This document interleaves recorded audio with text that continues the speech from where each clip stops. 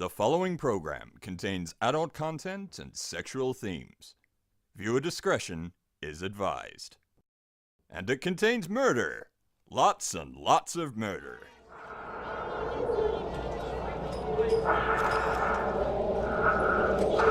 You stinking bastard. People tell me, hey, you're gonna go die and go to hell. At least I'm not alone. For 911, where's your emergency? Oh, this is Sandy. For 31 Rock, Black Plymouth Road. What's the Send the problem? police. Send the police. And he goes, don't be a hero, mate. And I said, I'm not trying to be a hero, but the police are coming. One in the chest, one in the head. Fired by Detective Sergeant Roger Rogerson. I was branching out. That's when the cannibalism started, eating of the heart and the arm muscle. I would have nailed Carl Williams' hands to a coffee table and just pulled it out of his backside. Carl Williams is a wobbly bottomed little cherub-faced little boy whose life would be. I'd harm someone each time I'd kill someone. There'd be an enormous amount, especially at first, enormous amount of horror, guilt, remorse afterwards. But then that impulse to do it again would come back even stronger. Hey, Tara. Hey, Barney. Hey, you know how I told you last week that my kids respect me? Yeah, and you know how I didn't believe you. Well, Dexter, he's 9. He started calling me Senor Knucklebutt. Senor Knucklebutt. What a good one. That kid knows things. We were in the supermarket and Mo and Dexter were, goofing off and fighting. And I said, I like eating bananas and punching children. And I ran out of bananas. And Dexter just said, Senor Knucklebutt, there's some over there. Is that when he first christened you the name? Yeah. Right. Well, I think that's pretty appropriate. Now he doesn't call me Daddy anymore. He just calls me Senor Knucklebutt. Do you think it'll last forever? I hope so. I can like imagine him giving a eulogy at your funeral in 800 years' time, because we're all just going to be robots with our heads. It'll be like, it's with great sadness that I lose my father, Senor Knucklebutt. Do you reckon that'll happen? Yes, Sally Shitballs. Am I now Sally Shitballs just because you're Senor Knucklebutt? Sure. Nah, that doesn't make sense. Hey, hi, I'm Barney Black. And I'm Tara Saraban. And we do Bloody Murder. We're a weekly true crime podcast focusing on some of the lesser-known crime stories from Australia. And indeed around the globe. What will you be talking about this week, Barney? I'm going to do an Australian serial killer from Melbourne who killed 7 people, including a 9-year-old boy. Ah, that's not very nice, is it? It's not very nice. How about you? I'll be talking about one of the worst mass murders that have ever gone down in Wales. Was it in Pontypandy? Pontypandy. It was not. Is that a place? Well, yeah, it's in Fireman Sam. So it must be true. Well, actually, they've... Do you get most of your news from Fireman Sam? Mostly. I did some research on Pontypandy. Why? And because I wanted to know if it was a real place. Right, okay. And apparently it's a combination of 2 places. One was called Ponty and one's called Pandy. So there is a place called Ponty and there's a place called Pandy, but there isn't a place called Pontypandy. Wow, this is fascinating shit, right? Yeah. Should we talk about it more? No. I know I'm bored. Hey, what we normally do before we talk murder is we do some listener feedback. Let's do that. Oh, I thought you were going to suggest that we didn't do it this week. What we normally do is that, but this week we're going to try and windsurf on Wales. Whee! Whee! Okay, listener feedback. Oh, right, okay. Well, Wales, that's the home of Tom Jones. And Tom Jones gets lots of panties thrown at him, right? He certainly does. I don't understand the panty throwing. But I do understand why putting glitter in your vagina might be a bad idea. Smooth segue, right? So on Facebook, Josh Gould mentioned that he's not a big fan of glitter, and he put up a link to an article that was warning women about using glitter vaginal bombs. So I had a look into that. It's like a capsule that you stick up your bits, apparently an hour before you're going to get some action. And what's supposed to happen is, when you're doing it, it's supposed to explode, and there's supposed to be, glitter goes everywhere, and it's candy scented, for the kids. Should I put mine in now? I thought you should have put yours in an hour ago so that you could surprise me with it when we started. You meant to put 10 in, right? Yes, in your butt. Well, that makes more sense. Like, if you're going from behind, you could get, little puffs of glitter coming out. From farts? Yeah. Oh, Jesus. Okay. Yeah, that makes all the sense. All the sense in all the land. But yeah, so glitter vag bombs. Not something I'd ever thought of. Yeah. I also don't know how that would work. I mean, or who would be impressed by it. Maybe a unicorn would be impressed by a glitter bomb. You know that Mariah Carey film, Glitter? Oh, yeah. That's about a vag bomb. Is that about a vag bomb? Yeah. I've never seen it. Imagine trying to get the glitter off your bits for like ever afterwards. Yeah. And what would the point be? Because like it's not just going to explode into like a big dusty glittery cloud. Wouldn't it just sort of get absorbed into the fluids that are going on? Hang on, just let me get my pants off. You're going to show me. How do I get it out of here? See, that's something that you should have read about before you stuck it in your man vag. My man vag. Barney's man vag is full of glitter. I'm going to change the subject. Nah. Dr. Ackright said, you guys talk funny. Are you, by chance, from not America? I hear it's nice there. Well, Dr. Ackright is clearly a doctor of linguistics because he's right. We are from not America and it's pretty sweet here. I'm all right with it. Cool. He said he was a doctor of love. Like Dr. Beat. Dr. Beat Dr. Beat's a doctor of beats, not a doctor of love. Yeah, but he does the beats to make people fall in love. I heard that Hervé Villachez, who played the little guy on Fantasy Island, the plane. I heard he liked to be called Dr. Love. Really? Yep. And Peter Dinklage is going to play him in a bioepic. My Dinner with Hervé. Yes. Yeah, that sounds like fun. That movie's been in the pipeline for fucking ever. Oh, yeah. But I for one, am looking forward to it. I'd watch that. Tula asked, will Scrunchies be making a comeback soon? I don't quite know the relevance of that, but she asked, and I'm going to say, comeback. They never left. I've got one on my glittery knob as we speak. Well, that actually makes sense. Cambo Ford said, if I fly to Melbourne one weekend, will you drink beers with me?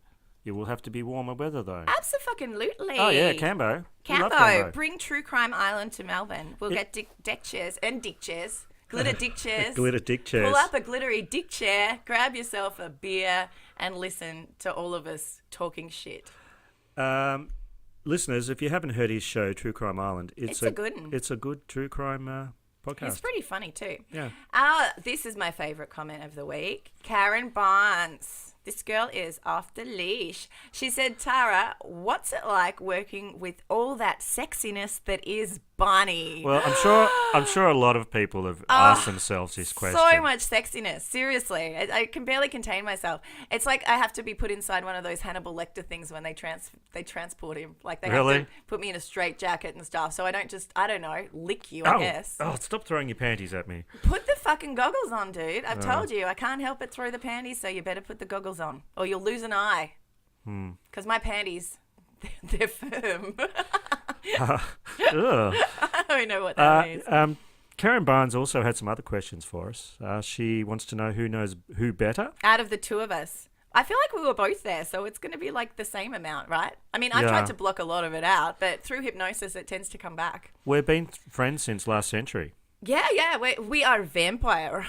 Yeah. And we have been friends long time. 1999, I think we met.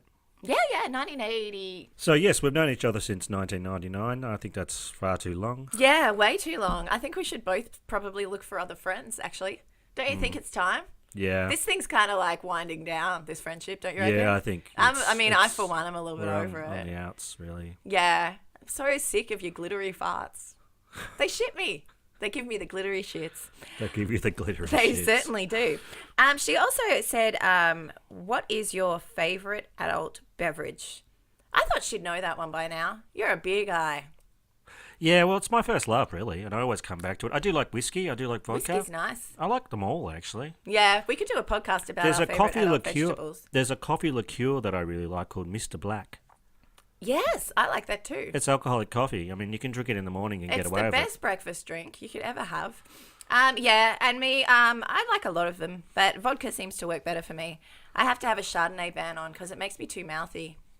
I was listening to a history podcast the other day about Queen Victoria and her dietary habits. Yeah, what were they? Everything, really. She used to eat lots of things. Okay. But what she liked to drink was whiskey. That was her favourite drink. But she also liked claret. But she tried to mix them both together. And apparently she really quite liked that. And no, that's wrong-headed. This historian tried it and she said it was quite nice. I don't believe whiskey any of and that. Claret. Terrible idea. Queen Victoria. Nah. Terrible monarch, just for that reason alone.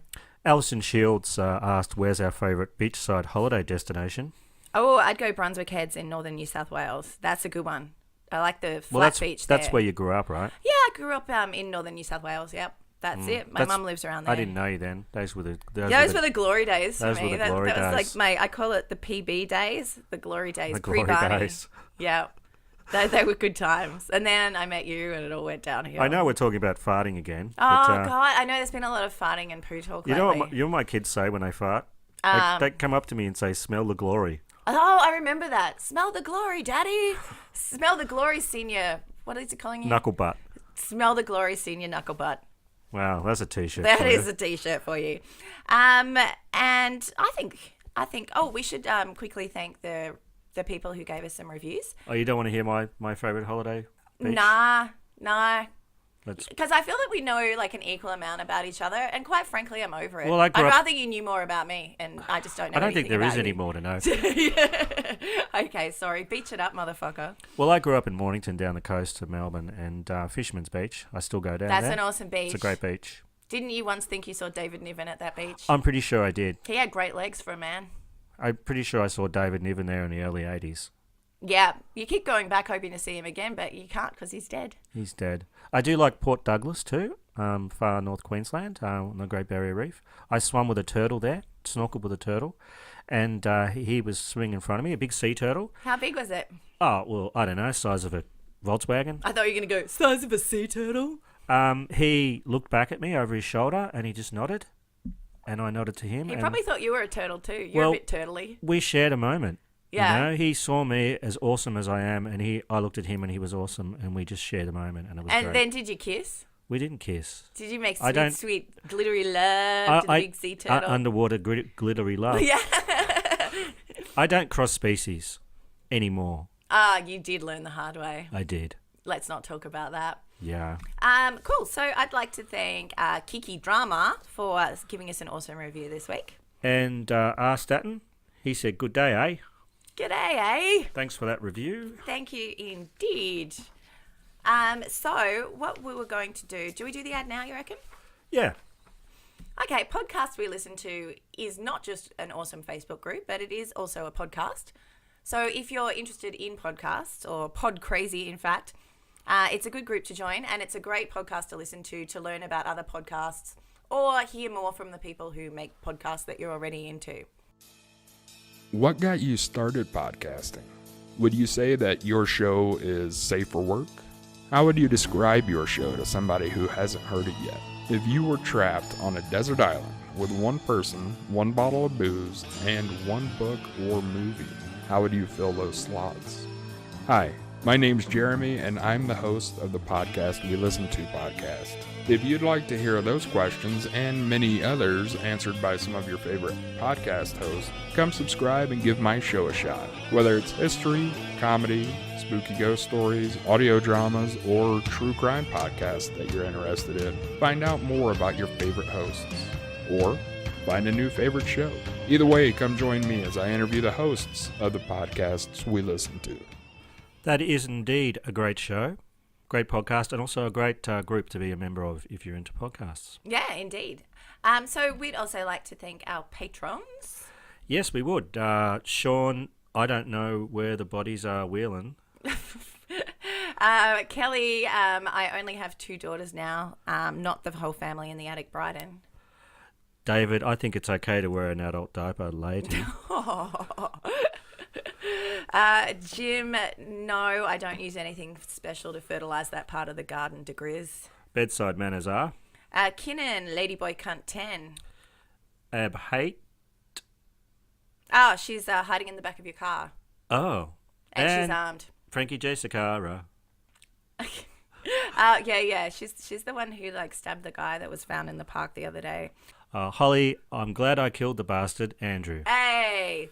Thank you to all of you, and thanks Kelly for the email. She's digging the extra content that we have in our patron thing. Yeah, we've got a couple of extra episodes up there, only for patrons, and we've had a couple of emails actually saying that they like them. So there you go. And if you would like to support us, visit our Podbean page and click on the Patron button. There are some sweet, sweet benefits to be had.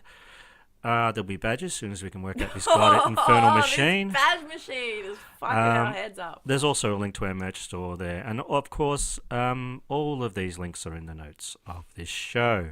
They are indeed. Let's get murdery. Yeah? Absolutely. Hey, before that, I had an email from someone who's, I can't remember, I think it was David somebody, saying they wanted to hear my poo story. Oh, right. Oh, because we're not talking about poo enough lately.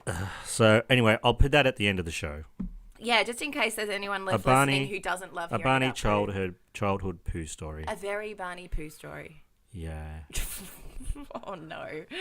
Okay, my story involves no poo at all. None. Not a single little skerrick.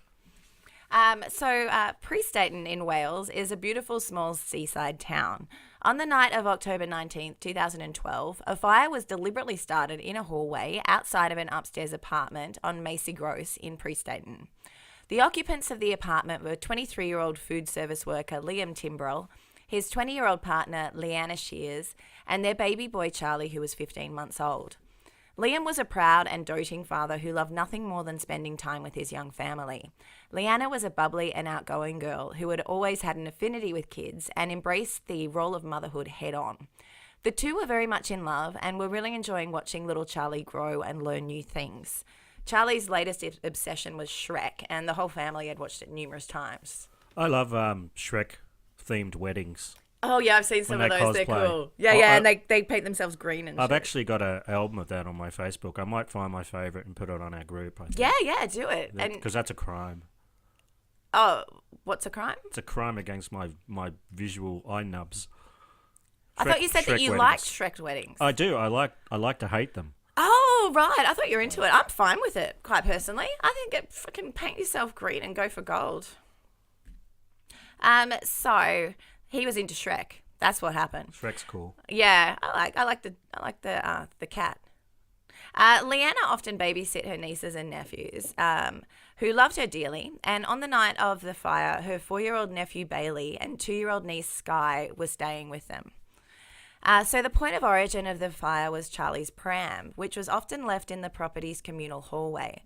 The flames burnt from the pram through the family's thin door and funneled heat and smoke upstairs like a chimney. Firemen were on the scene within 6 minutes, but those inside were already dead or severely injured. The landlord, Mr. Liptrot, who was himself a fireman and had been at the forefront of the valiant efforts to rescue the victims, had failed to put in place basic precautions, the most fundamental of which was the installation of fire doors in the communal hallway. The windows were also sealed, and there was only one means of escape downstairs. But because the fire was started in the hall, this escape route was not available to the family. So Liam Timbrell made a harrowing emergency services call from the building and was heard shouting, "Help, help, someone has put it on purpose. We're inside the flat. Oh my God, we're going to die." Leanna's father lived just down the street. She actually called him on her mobile phone and said, "Dad, there's a fire downstairs and we can't get out." So he and his wife drove to the house immediately to find the front door blazing in flames, is how he put it. He and the neighbours who tried to rescue the family from the house fire were driven back by the heat and smoke. Former policeman Peter Bailey, who was a neighbour, said, "I went outside and saw that the front door of the house was well ablaze. There were loads of people in the street with black, acrid smoke pouring out of the house. The front door was a ring of fire with black smoke billowing out." Mr. Bailey said that he ran round to the back of the house and climbed onto a flat roof. He climbed to the top of a ladder bought by a neighbour with the intention of getting into the flat. But as he put his hand to the window, he felt the heat coming from inside, and he said there's just no way that he could have gotten in there. It was already too late. Some people saw Leanna calling for help at the window. She would have done anything to make sure those kids were safe. Leanna and her young nephew and niece, Bailey and Sky, died in the fire, and her son, Charlie, died the next day, and her partner, Liam, died 3 weeks later in hospital. Oh. Yeah. Because he's pretty much wiped out this whole family. Or yeah, most well, of them. That's 5 people right there. Liam was the only person from inside the flat who could give an account of the fire. He later told rescuing paramedics that it was arson and it was Mel from downstairs. He was very badly burned but became alert and awake and said, "Babies, are the babies okay?" Liam repeatedly said Mel did it and told a police community support officer she was shouting through the letterbox, "I'm going to burn your house down." The Mel he was referring to was their downstairs neighbour, Melanie Jane Smith. So, Barney, are you ready to meet Mel? Well, with a due sense of dread, yes. I showed you a picture of her. She did not look good for 43 years old. No. She had her mouth like a, I don't know, like an a anus. sad asshole. Like a sad asshole. A sad, sad asshole. Ugh. And that was actually the best thing about her. No glitter in there. Not anymore. So she was born in the seaside town of Prestatyn in Wales in 1969, and she was 18 when she married Paul Smith. The two had met when Melanie was a chalet maid at Pontins Resort. They married 2 years later in August 1987. Within a month, Melanie was pregnant with Lisa, who is now in her late 20s with a child of her own. So she married at 18. Yeah, she married at 18 and she had a kid pretty much straight away. Straight away, I could see Melanie was not very maternal, says Paul. I was really excited to be a dad, but she didn't seem to want Lisa around her. The only thing she was interested in was going out drinking. I was working long hours every day and then coming home to find Lisa alone downstairs crying and hungry and Melanie asleep. I'd wake her up and then she'd go out until late. Mother of the year. So what do you think's a good idea right now, considering how she's responding to having one child? Have more children? Hey, you got it. That's the spirit. Just 11 months later, Charlotte was born. Melanie resented Charlotte from the moment she arrived because she wasn't a boy, says Paul. In fact, when the midwife announced it was a girl, Melanie actually sighed and complained. Stupid girl. Oh, well, penises are pretty sweet. Are they? They're fun for a while, but I'm happy to give them back. Paul said that both babies were neglected and he was forced to give up work to care for them full time. She was out gallivanting all the time and we argued constantly, says Paul. Despite all that, the couple's third child, Jonathan, was born in February 1991. Oh, at least they got a boy. I know, so everything was great after that, don't you reckon? Yeah. The end. She was thrilled to have a baby boy at last, says Paul. Things improved. Life was much better. She was complaining less about being a mum and we were happier. But after a year, Paul says Melanie began drinking heavily again. I'd gone back to work because things seemed better, he said. Then I came home one day and saw a mark on Jonathan's forehead. I suspected it was a cigarette burn and challenged Melanie, but she brushed me off saying it was sunburn, because those two things look alike, right? No, not really, unless you've got a window with a really small hole in it. Yeah, oh no, that's from where I put the sun out on my child's forehead. So, on another occasion, Melanie hacked off Charlotte's hair. He said it looked horrific. She said she'd done it to teach Charlotte a lesson for being naughty. See, kids don't react well to that kind of What sort of just punishment. No, just like really harsh you should, shit. You should praise them for when they do things good. Like, you've taken the trash out. Here's a cigarette burn for you. Oh, you thought it was a reward that she burnt Yeah, the child? she should reward them. But what if they don't like being burnt? Well, I guess you'd have to think of something else to do then. You probably would, Cut right? their hair. Oh, okay. So you're actually applauding her parenting style. No, I'm not really. I'm calling human services, Bunny. Okay, so another time, Jonathan had a nasty scald on the side of his ribs, which Melanie said he'd done himself, probably when he was boiling something. She also used to lock them in a small cupboard if she thought they'd done something wrong. Get in your prayer closet. Was it get mirrors on the inside so they can look at themselves and really think about what they've done? Yeah, that's right. I think she was a bit cheap to bother with that, though I think maybe her room had a lot of mirrors. Melanie would always have an excuse, says Paul. For a time I believed her, but then I realised she was a cruel woman who got a kick out of hurting them. At one point, he even slept by the children's cots to protect them. It was the only way I could be sure she wasn't hurting them when I was asleep, he said. Oh, dude. This guy's got to leave. Well, yeah, clearly. This guy's got to leave like years ago, like time machine leave. One day, Paul came home from work to discover Melanie in bed with another man while the three children were locked in the room next door. I went berserk, but she just smirked at me, says Paul. I threw open the door of the spare room and the kids were all cuddled together crying quietly. I couldn't take it anymore. I scooped them all up and walked out of the house. Yes, Paul. Wow, that's so sad. That put an image in my head of those. Well, yeah, the little ones, they'd be very scared. After a bitter court battle, Melanie won custody of the kids back. What? Yeah, I know. Like, really? But the very next day, she said she couldn't cope and she placed all of the children in emergency care, even though Paul wanted to have custody of them. She did it to spite me, says Paul. She didn't want them, but she didn't want me to have them either. When the court reversed the decision, the judge apologised to me. So he said it was 2 days before the court's, it's some red tape to reverse that decision, and he was allowed to take them back. I picked them up from emergency foster parents. They looked so scared, my heart broke. If I hadn't lived through it, I wouldn't believe a mother was capable of such cruelty towards her own kids. When I picked the kids up from the foster home that day, I vowed that Melanie would never hurt them again. None of us ever saw or spoke to her again. She's never sent one birthday or Christmas card, and there's never been a single letter. This was a woman at the door the other day, and she said she was collecting for orphans. Yeah. And I said, you can have these kids. And she didn't think it was funny at all. Did you actually say that? I did. And did the kids even notice that you were trying to give them away? Yeah. What did they think? Senior fuck knuckle? What? Senior fuck knuckle? They were into it, man. Yeah, well, they would be. I mean, you. God. What? What's your real nickname? Senior Knuckle Butt. Knuckle Butt, that was it. I keep thinking fuck knuckle. Anyway, Lisa, that's her oldest daughter, says, I've been angry and upset all my life because of what she did to us. The next time they did see Melanie was when she was arrested over the fatal fire and her photo appeared on TV. And you could see her sad, angry cat's bum mouth. I didn't want to think about her, Jonathan says. Then boom, my mum's a murderer and she's all over the news. I was devastated. We're totally horrified. Oh, you would be. Well, you would be. Oh, and also, so she had those 3 kids that she was shit to. And so, of course, then she had another 2 kids. Because what's better than being shit to 3 kids? Being shit to 5 kids. So I couldn't find anything about them, which I think is really good. Because it must be hard enough for them, like, having her as a mother.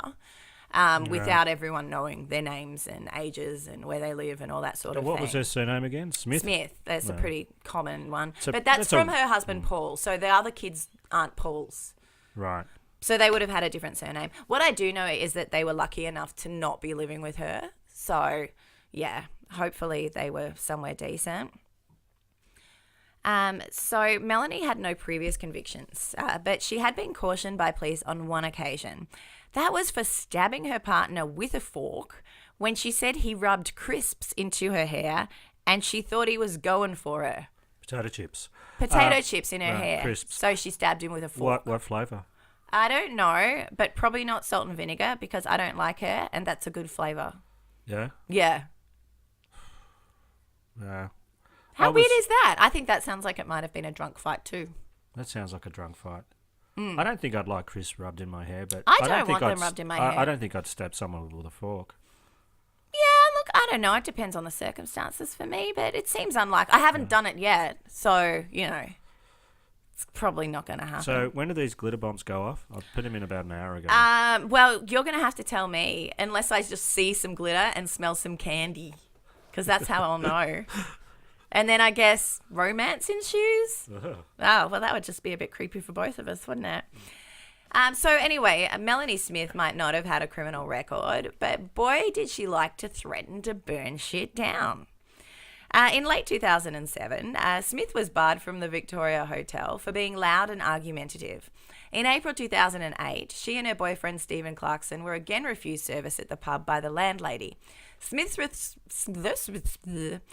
response was to say, "I'm going to fucking torch this place," before storming out in a rage. She'd been in a tumultuous relationship with Stephen Clarkson for several years. Is that the guy from that show with cars? I believe it is. Jeremy Clarkson. He's got a large head. He's a bowl of dicks. I think he is too, but I don't watch the show, so I feel like I'm just judging him based on nothing. Is he a bowl of dicks? Yep. Oh, okay. Is he a glittery bowl of bum dicks? He's not even that interesting.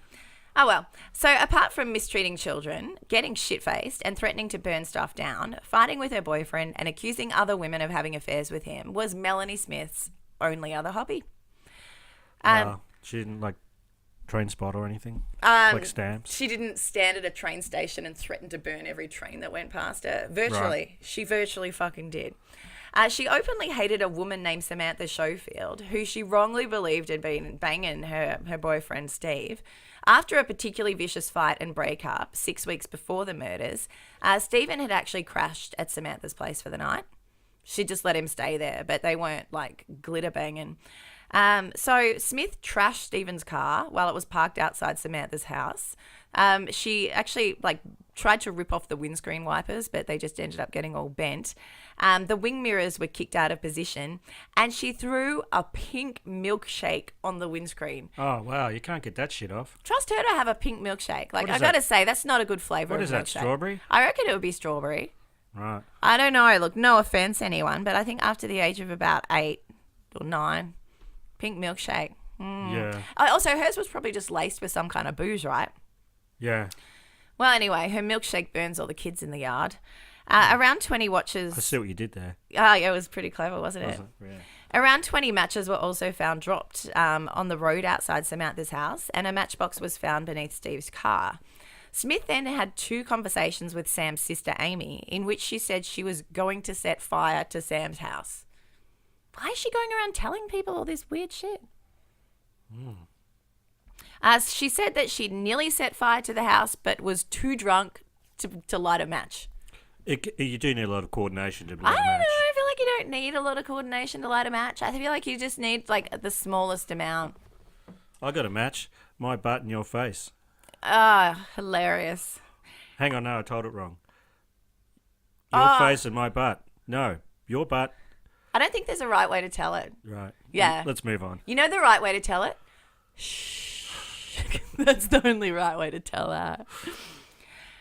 So when it was pointed out to her that Samantha had children living with her who'd done nothing wrong, Smith replied, "I'm not finished with Sammy yet, and I can't make any promises." Samantha didn't go to the police about this, as she figured Smith would calm the fuck down once she and Steve were back together. But she didn't. In fact, she just amped it up a bit. I'm glad you've got your cloak of fucks on. Oh, yeah, my cloak of fucks. It's so warming in the winter months. In the 6 weeks before the murders, Smith was particularly hostile and threatening to her upstairs neighbour, Leanna. She was ridiculously angry at her for pretty innocuous stuff, such as her habit of leaving the baby stroller in the communal hall, making noise in her flat, and leaving the occasional cigarette butt out the front area of the house. Smith was also jealous of Leanna and Liam's happy relationship, and of course she accused Steve of having a sexual relationship with Leanna, who she called a scruffy, dirty bitch.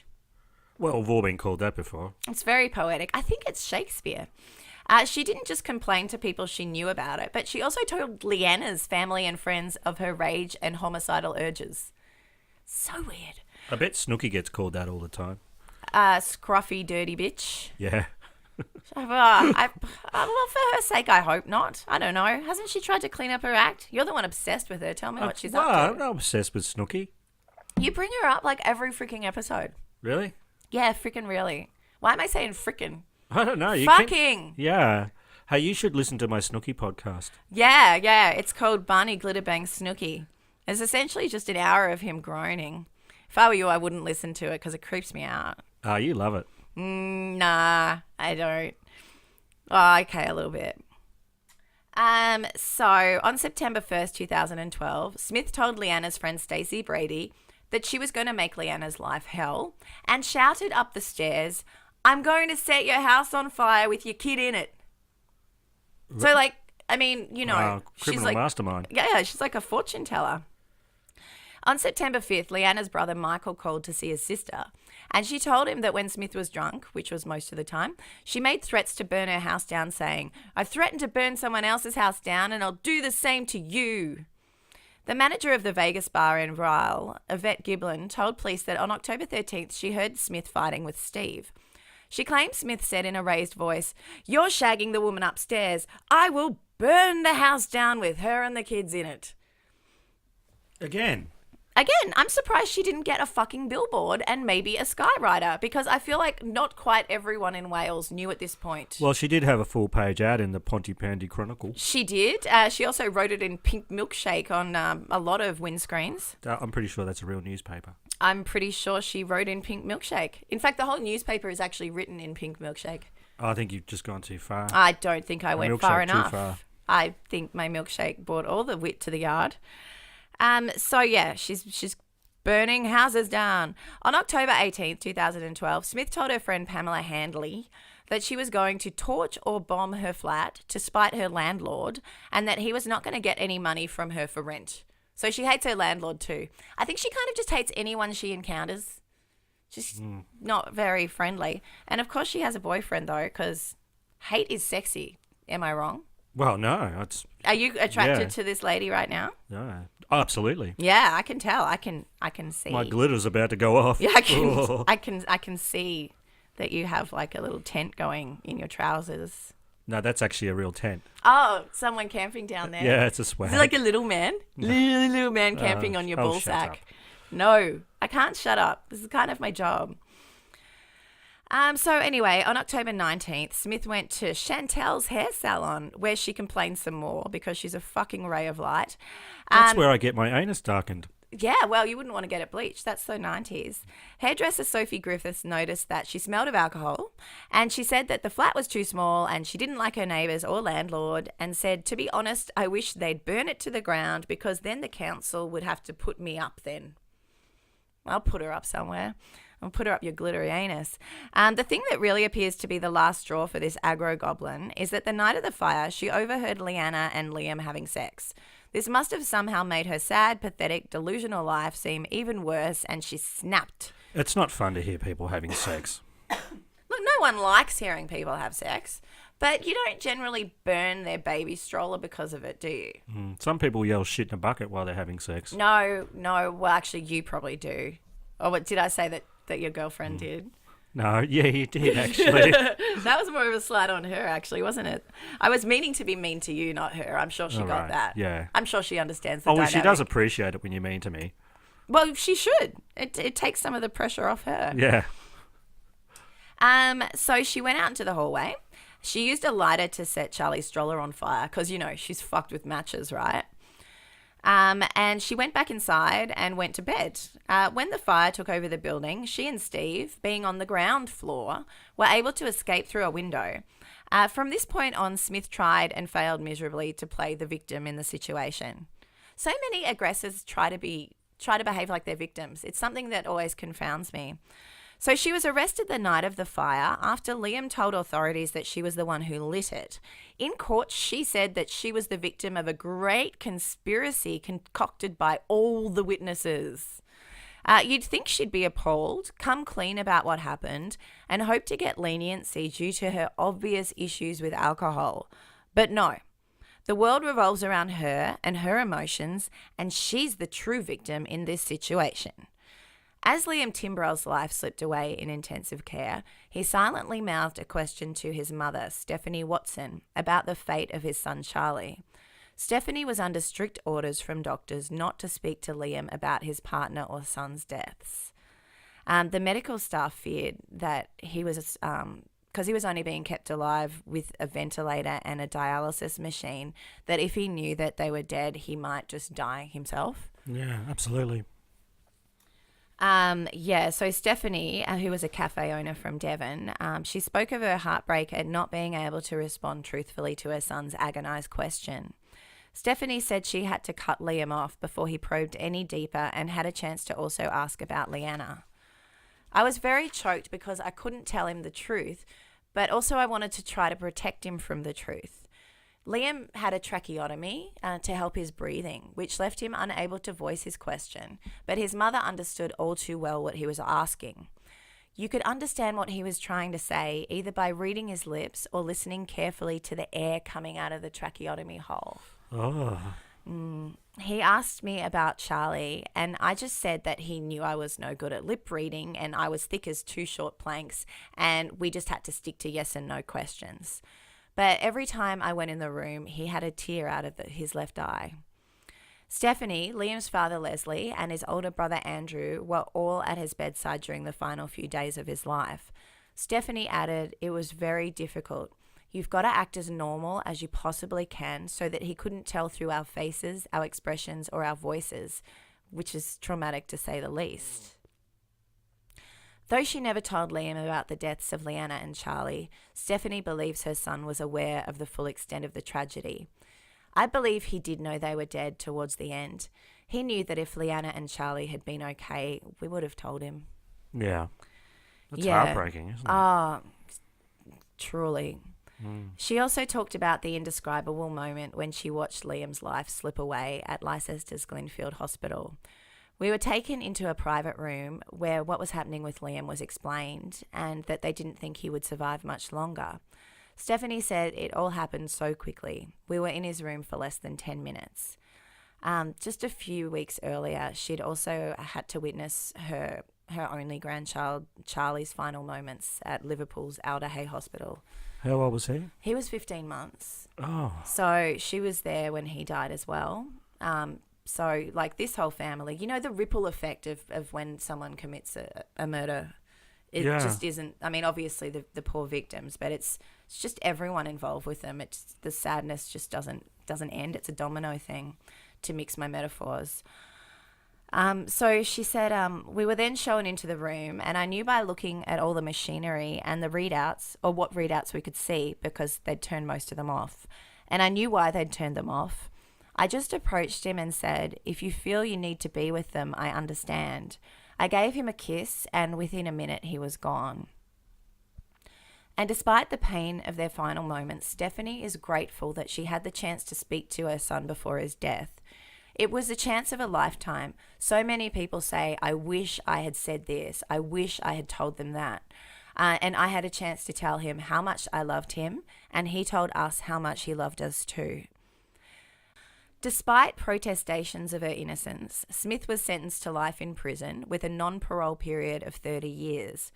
After the sentencing, Liam's mother Stephanie said, "I feel relieved that we have justice, but I do feel sorry for her children and family because at the end of the day, they're victims too." Smith's daughter Charlotte explained, "We all wish she was dead. Knowing that the evil woman who killed that poor family is our mother is almost impossible to bear. Dad rescued us from hell. He's brought us all up without her, but now she's back in our lives in the most horrific way imaginable. She's been dead to us since we were tiny. Now I just want her to rot in hell." Oh, wow. Yeah, that's the story. It really is. You okay? Yeah, of course I'm okay. I'm tough as, mate. All right. You okay? Oh, I don't know after that. Yeah. That was heartbreaking. It's really harrowing, isn't it? I'm just going to have a whiz. And we're back. Welcome back to Barney's Hour of Snooky Love. Would you like to hear about Paul Haigh? I would. He's got a fun name. He sounds like he would have been in an 80s band and played sax. Paul Haigh! I think he was a bass player. Yeah? Oh, that's less good, isn't it? Yeah, I know. Sorry, I know a lot of bass players, so that's why I'm being a dick about it. That's right. He was born on September 5th, 1957. He was adopted at the age of 3 months.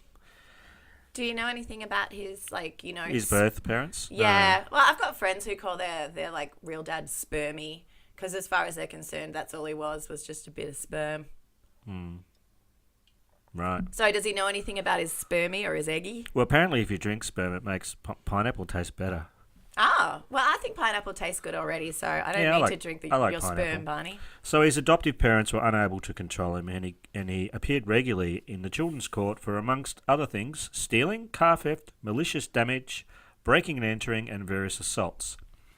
Okay, so he's, you know, it's like ballet or something. Like, if you want to be really good at something, you do get a leg up if you start when you're young. And crime is no exception. Well, he didn't like the books. He dropped out of high school before completing year 9. That's pretty early. What's that? That's like 14. Yeah. Okay. Not much more is known about his past. We do know he was 21 years old at the time of his first murder. Oh, well, that's a nice time to start. So that was in 1978. Within weeks of being paroled for a string of armed robberies, In 2 separate armed robberies, he killed 2 people. Right, so he got done for armed robbery. They paroled him for armed robbery, so he decided to armed rob. That's right. He's a clever boy. He might have wanted to finish year 9. They might have taught him something about that. Yeah, like get a job. That's how you get money. Like maybe if you're shit at armed robbery, don't keep committing armed robbery. Well, he went to Windsor in inner Melbourne, and he shot Tats Lotto agency worker Evelyn Abrahams, age 58. Haigh blamed Miss Abrahams for the shooting because she provoked him and was disobedient by resisting instead of allowing his armed robbery to go its ugly way. Right, so she's like words. living her life and working in a shop, and so she deserved to die, right? Something like that. He sounds like he's really sane and just makes a lot of sense. 11 weeks later, he also shot 45-year-old pizza shop operator and father of 2, Bruno Sigliani, with a sawn-off shotgun at point-blank range. The motive for that planned robbery was to help finance a prisoner friend's escape. And Bruno was killed because he tried to protect his takings for his family's sake. Right. Was that his fault too? His fault, yeah. Right, yeah. These 2 murders went unsolved, leaving him to kill again. Of shooting dead 2 people in separate hold-ups, Haigh said later, "Clearly they threatened my freedom, and the last thought I had before I pulled the trigger was, you're not sending me back to jail." Yeah, well, he was right. They wouldn't be sending him back. His own stupid fucking actions are what's going to send him back. In 1979, Haigh began killing people he believed knew too much about his crimes.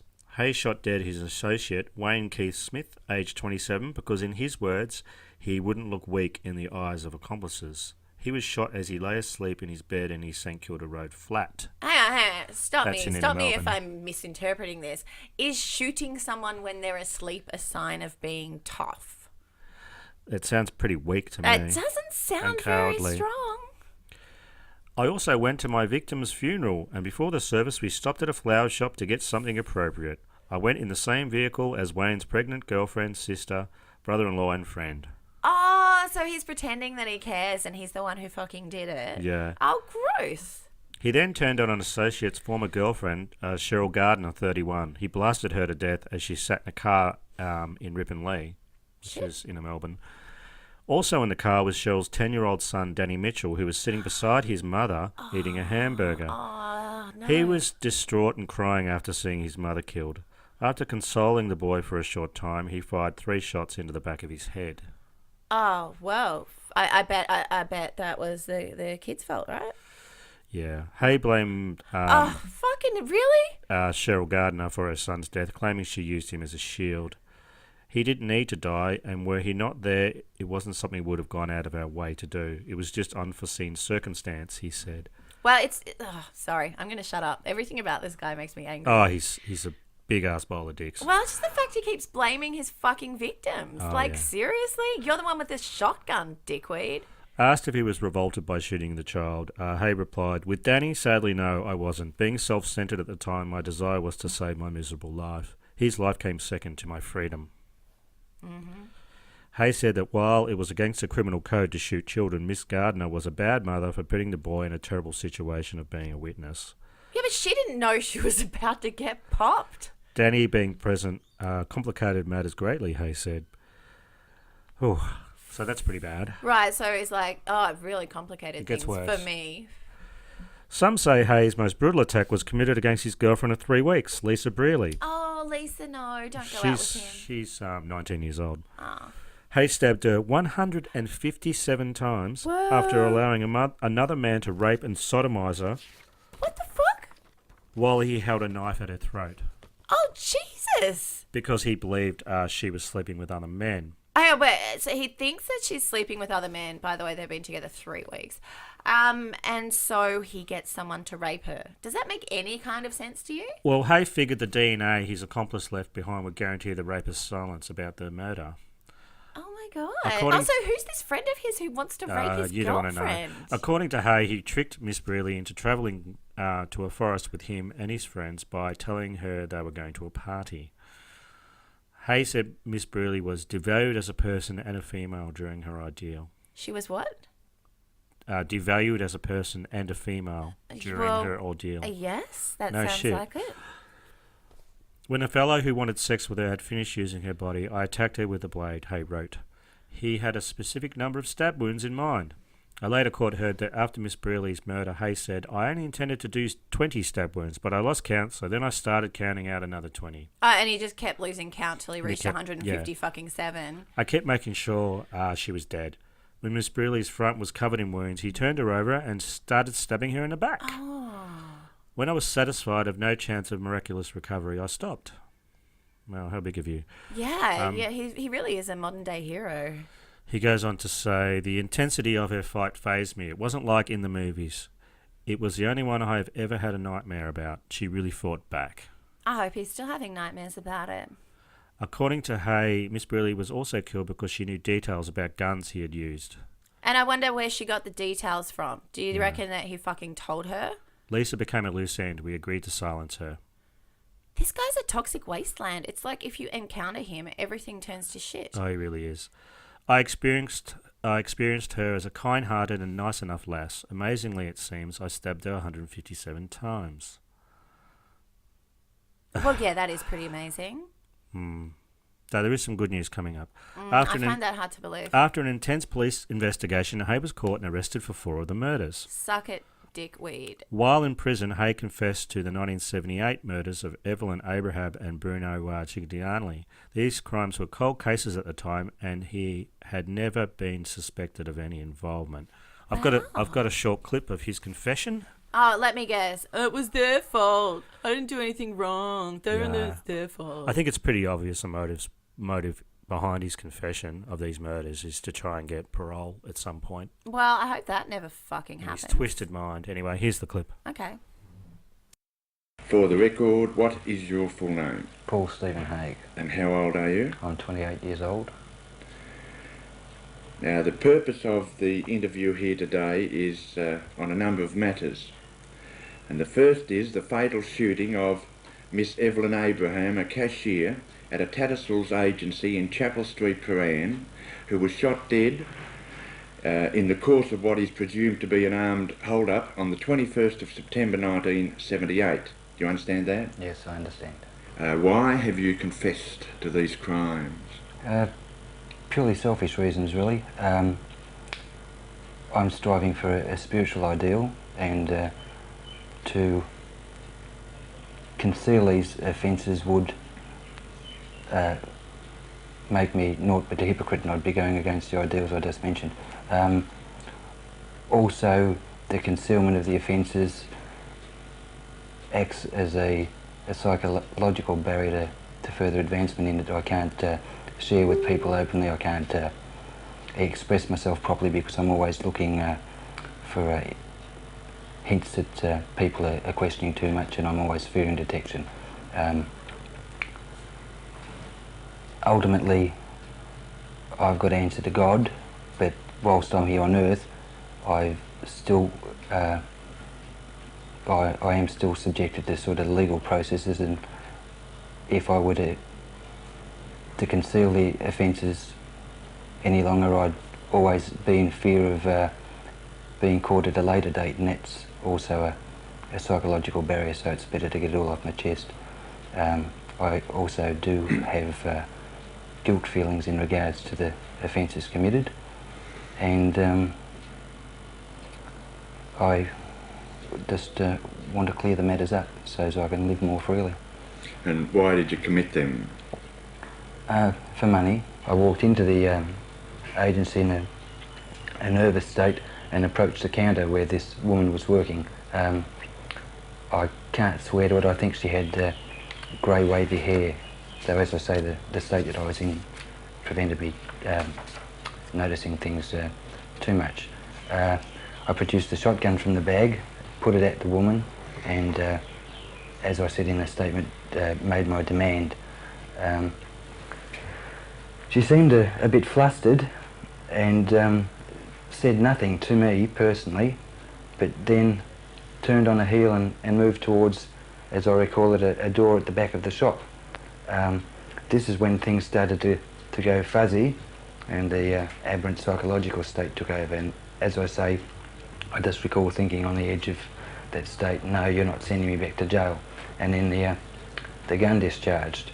I didn't have any intention to kill the woman. I was just totally surprised by the way she responded. Why didn't you just run away? I suppose because it wasn't gangsterish. During my time in prison, I conditioned myself, I suppose, to be a little toughy and to not cop rubbish off of victims and things like that. And perhaps this conditioning just came up unconsciously and caused me to pull the trigger. He's a coward. He's charisma personified, isn't he? He's a sick fuck. Yeah, did you notice that he didn't say he shot her? He said the gun discharged. Yeah, not your fault, buddy, because you're going to heaven. Well, he got 6 life sentences without the possibility of parole for that. Though locking up this homicidal sick fuck failed to stop him killing again. What? Haigh claiming a 7th victim in his prison cell in 1991. I'm telling you, any person this guy meets is fucked. A mega prick. His last victim was sex offender Donald George Hatherley, who Haigh murdered in a jail cell at Pentridge Prison. That's in Melbourne. Yeah, that's not far from here.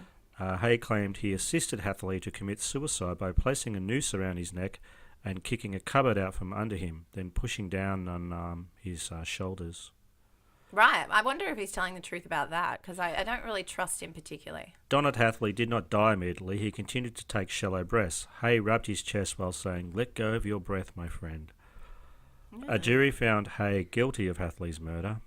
"Indeed," the judge said, "you told the police you were glad that Hatherley wanted to commit suicide because of the benefit you could get out of it.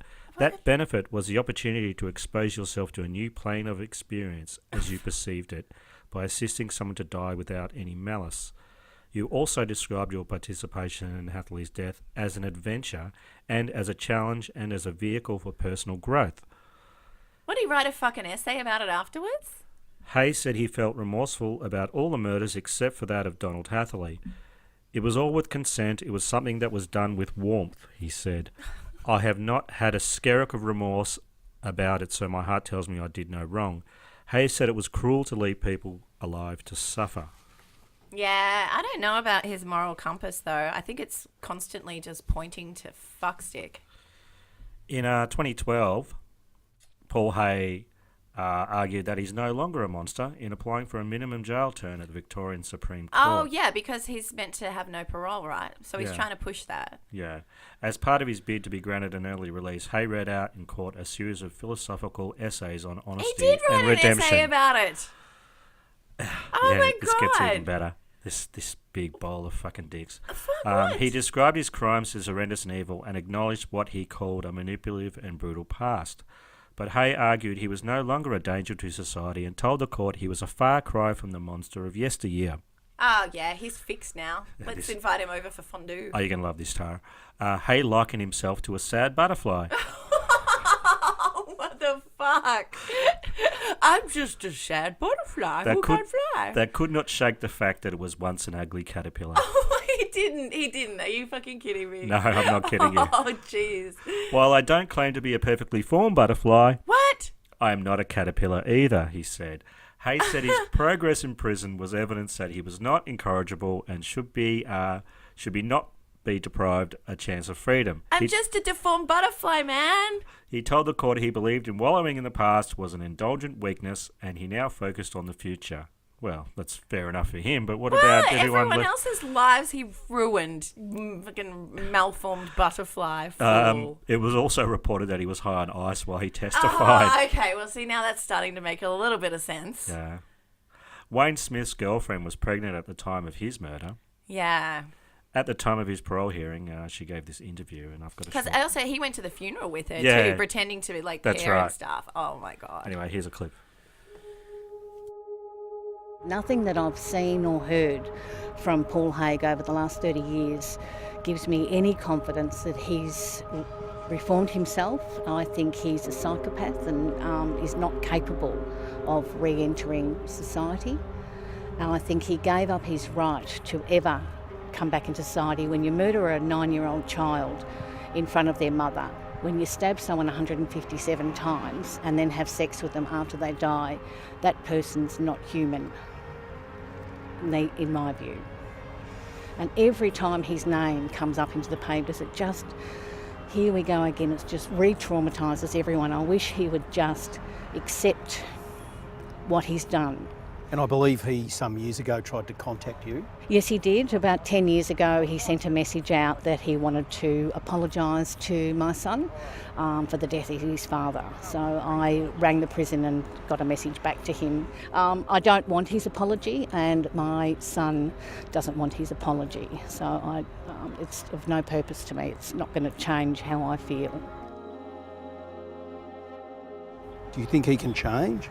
I don't, no. I can't reconcile what he did with somebody. I mean, look, I think every one of us are capable of murder given a set of circumstances. You know, there's people in jail that might have killed their wives or husbands in a fit of rage, and I think someone like that could come out back into society and live amongst us, but not what he's done. I can't reconcile that, and I don't ever believe that he could. I'm with her. His requests for parole were denied. Hooray! Later that year, Haigh wrote down his life story, entitled The House of the Blue Light. He wrote a book? He wrote a book. Oh, jeez. Haigh lays blame on some of the victims for their deaths in his book, which contains a harrowing accounts of how he killed. So the bereaved will have to accept this and content themselves with the knowledge that I've served long years in jail for my crimes. If the bereaved don't have the capacity to do what's necessary to cope with their loss and any hatred for me, then their inadequacy isn't going to compel me to shed tear for tear or go scream for scream with them. Because they can't climb out of the pit of the past doesn't mean I'm not going to do everything I can to put the past behind me and find all the happiness I can. So now it's the bereaved's fault. Yeah. Oh, I hate this guy. I own that I kill people, but I won't be a scapegoat for poor genes, parenting, social support, peer relations, or education that led to my victims being what they were and choosing as they did. What led to his victims was him. Crime Victims Support Association President Noel McNamara said the book should never be published. Fuck yeah. It's just showing a complete disrespect and disregard of the victims, Mr. McNamara said. He also said if the book was ever released, it would add grief felt by families dealing with the traumatic murder of loved ones. When you've got cold-blooded killers writing their thoughts, it just leaves a very nasty taste in your mouth, he said. Yeah, also, it's probably really poorly written, and there's probably 18 chapters about how he's just a malformed fucking butterfly. Yeah. Some of Victoria's most notorious killers were, for a variety of reasons, deprived of the chance to bond with a parent at critical development periods. Is it just a coincidence, Tara, that Hoddle Street killer Julian Knight, who murdered 7 people, Paul Haigh, who also killed 7 people, and serial rapist and double murderer Raymond Mr. Stinky Edmonds were adopted? I think it is just a coincidence, yes. Well, in the 1950s, US psychologist Harry Harlow found that when infant rhesus monkeys were taken from their mothers during key nurturing phases, they were permanently emotionally damaged. What a cruel fucker to take these little monkeys away. Hey, let's see if taking the monkeys from their mums fucks their shit up. Yeah, this supported the theory that the early days of childhood set a path for life. This doesn't mean adopted children are disadvantaged as long as they are allowed to bond with carers in those early days. And is certainly not an excuse for serial killers. Absolutely not. I know several people who have been adopted, and they're certainly not anything like that prick. He was just really lacked empathy or any sense of... Oh, he's a true psychopath. Yeah. Oh my God, the blaming his own victims is just crazy to me. And he loves being in the media too. He would. I'm glad I've never heard of him, which means that he mustn't be in the media that much. Yeah. Yeah. Good. Yeah, I'm going to forget his stupid name. Oh, he's going to die in prison. Well, sooner better than later, I suppose. Except you could tell by what he said that he thinks in his own, like, stupid, entitled brain that he's, like, spiritual now and he's going to, you know, get all these rewards in heaven for being, I don't know, a dick on earth. Ugh. Yeah. What a story. I think we need an Aussie Az. Yeah, palate cleanser. That would be a great idea. So Aussie Az are stories of criminal stupidity with a quintessentially Australian flavour. So here's a tip for drug dealers. When taking a sexy bathroom selfie or video, maybe don't pose next to the huge stash of weed that you have. It could come back to haunt you. It's a lesson an alleged pot seller in Queensland learned the hard way after his passionate claims of innocence were undone with the discovery of a single video. Officers from the Rapid Action Patrol Task Force received a tip-off about the man's alleged criminal activity. When they raided his place, he swore black and blue that he wasn't the big-time dealer they suspected. I think he was on the verge of saying he didn't know anything about what was in the safe that the officers found in his house and that it had nothing at all to do with him, RAP boss Superintendent Jim Keogh said. His phone was just sitting there, so the officers decided to leaf through it, and there's this video.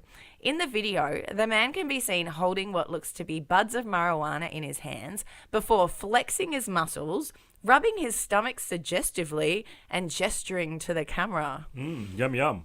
Yeah, ooh, come hither. The large bag of weed is in clear sight the entire time that he's like getting all sexy for his sexy friends. Perhaps unable to believe the find, and partly because of the man's gratuitous half-naked show, the officers couldn't control their laughter. It broke them up, Keogh said.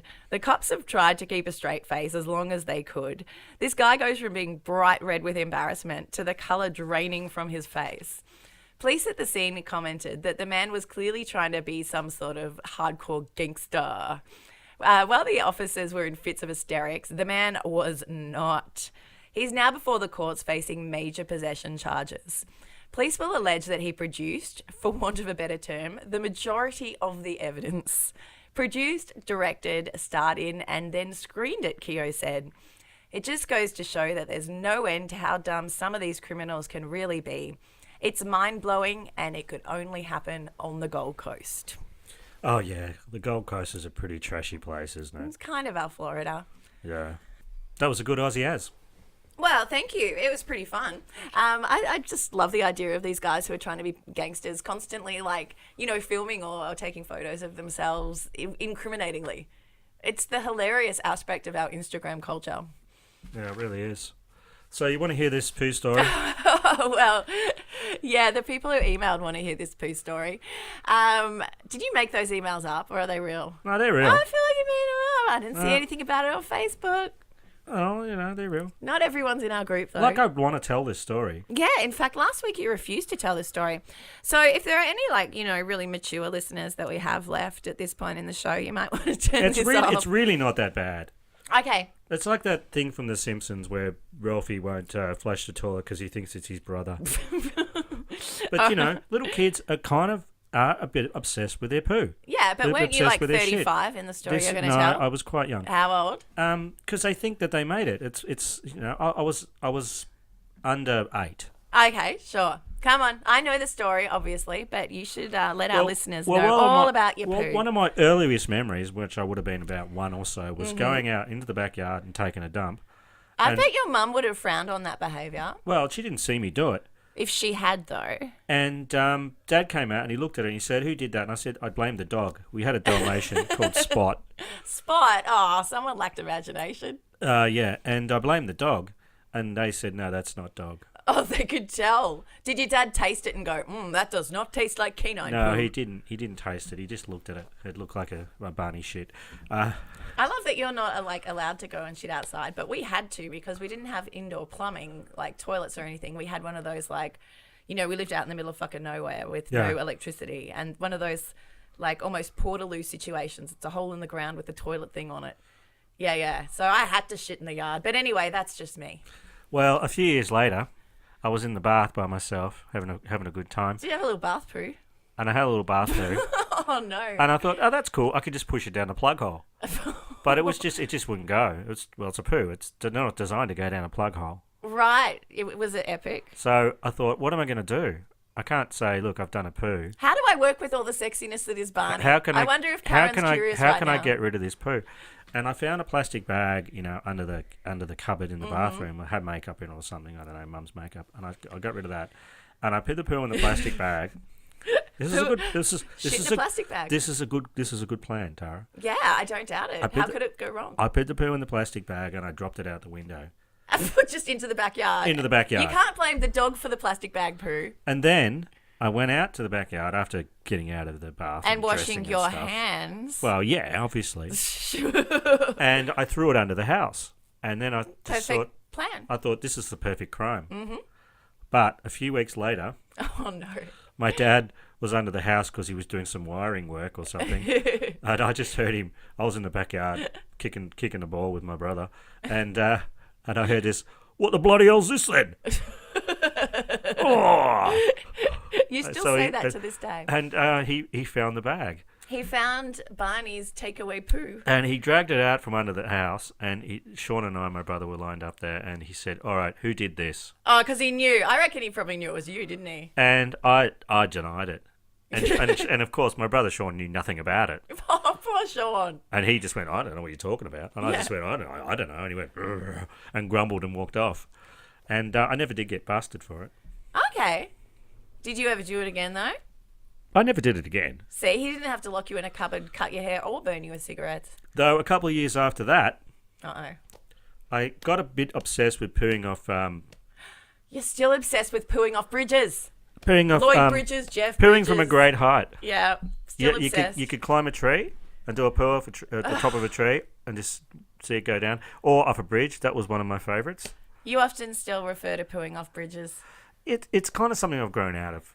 Well, you haven't grown out of referring to it. I just thought it's an interesting story and people wanted to hear it. People did want to hear it. I'm suggesting next week we do a fart and poo-free episode, though, because I'm a little bit worried about I agree. about our listeners. I concur. Soon we're going to get a couple of one-star reviews that say, like, all they do is talk about shit, and Tara's really offensive. Oh, they're a bit vulgar, aren't Yeah, they? they're really vulgar. They just talk about poo stories.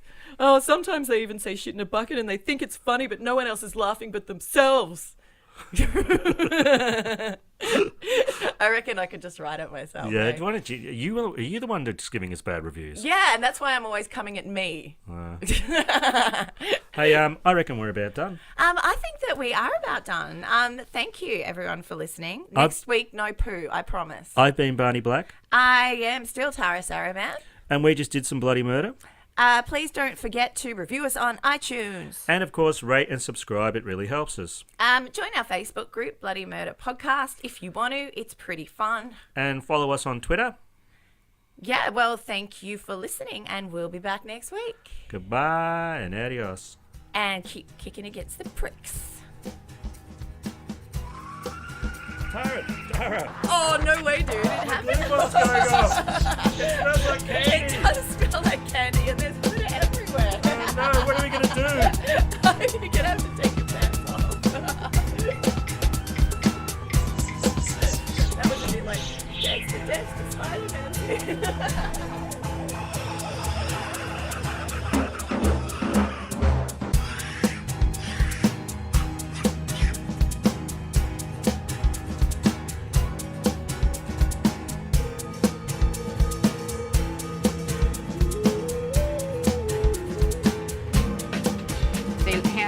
They had the intercom on in the room, and they kept lying that it wasn't on, and they were using sonic pressure on my head since 1997.